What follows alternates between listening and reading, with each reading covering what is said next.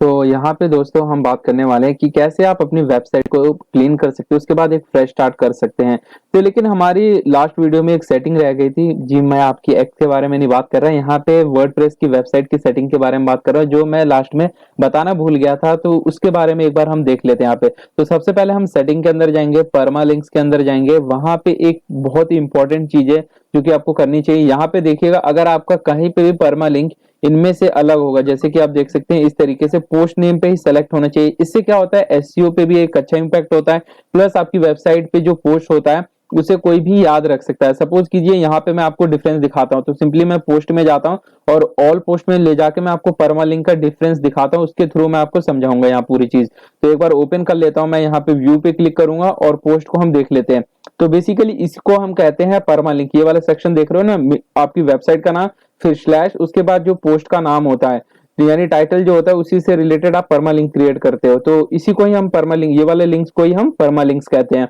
अब समझते हैं, अभी देखिए क्या है, सिंपली आपकी वेबसाइट का नाम और पोस्ट नेम। तो ये परमा लिंक्स जो होती है ये किसी भी ह्यूमन को याद रखने के लिए आसानी से हो जाती है। लेकिन अभी हम परमा लिंक्स को चेंज करते हैं कि कोई दूसरा कर लेते हैं, जैसे मान लीजिए डे नेम ऐसे कर लेते हैं। तो सेव चेंजेस पे क्लिक करूंगा मैं।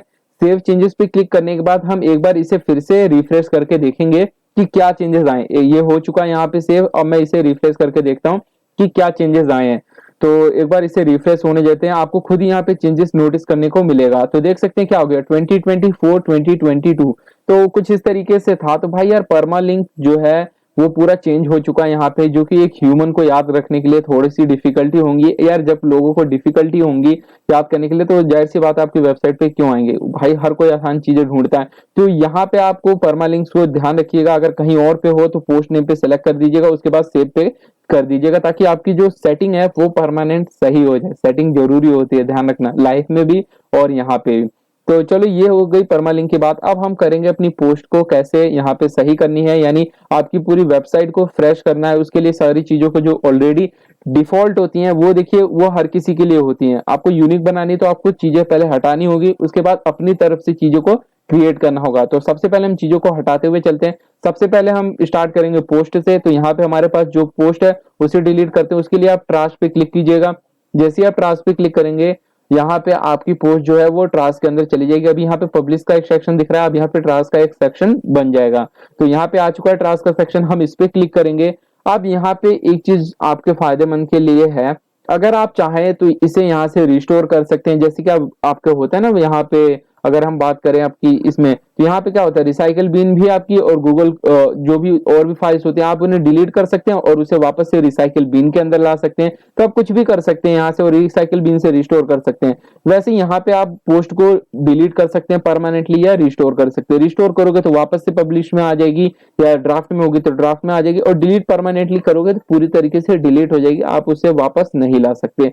तो चलिए इसे मैं डिलीट परमानेंटली कर देता हूँ। ये था पोस्ट को डिलीट करने का तरीका। अब हम देखेंगे पेजेस को डिलीट करने का।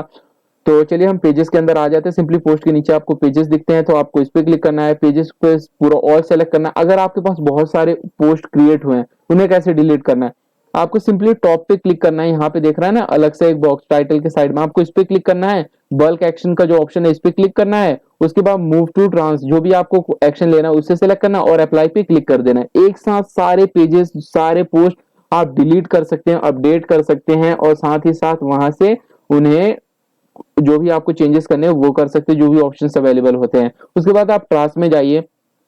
अब देखिए एक एक करके करोगे तो उससे टाइम लग जाएगा, लेकिन अगर आपको कोई ऐसी चीज है जिसमें आपको बीच बीच में अलग से पोस्ट आए तो आप हटा दीजिएगा। लेकिन अगर आपको एक साथ पूरे को डिलीट करना है तो सिंपली इस पे क्लिक कीजिए, बल्क एक्शन पे लिया, डिलीट परमानेंटली मैं करता हूँ, यहाँ पे अप्लाई करता हूँ। तो मेरा पेजेस का सेक्शन वो भी पूरा क्लियर हो चुका है। हमने पोस्ट क्लियर कर ली, हमने पेजेस क्लियर कर ली। अब हमें क्या क्लियर करना है, प्लगइन्स।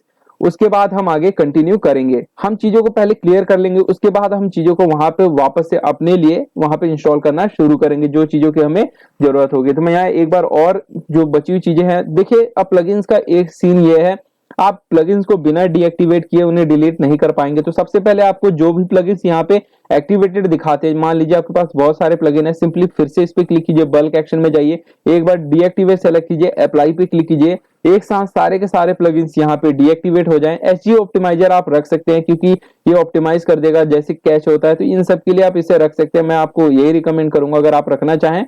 मैं यहाँ फिलहाल हटा रहा हूँ। उसके बाद बल्क एक्शन पे जाऊंगा, मैं डिलीट पे क्लिक करूंगा। आप देख सकते हैं यहाँ पे अपडेट का भी ऑप्शन है, एक साथ अपडेट भी कर सकते हैं, एक्टिवेट भी कर सकते हैं, लेकिन फिलहाल हमें डिलीट करना है तो हम डिलीट पे क्लिक करते हैं और यहाँ पे ऑप्शन आता है कि क्या आपको करना है, तो आप यहाँ पे कर दीजिएगा हाँ जी हमें डिलीट करना है, तो ये पूरी तरीके से डिलीट हो जाता है।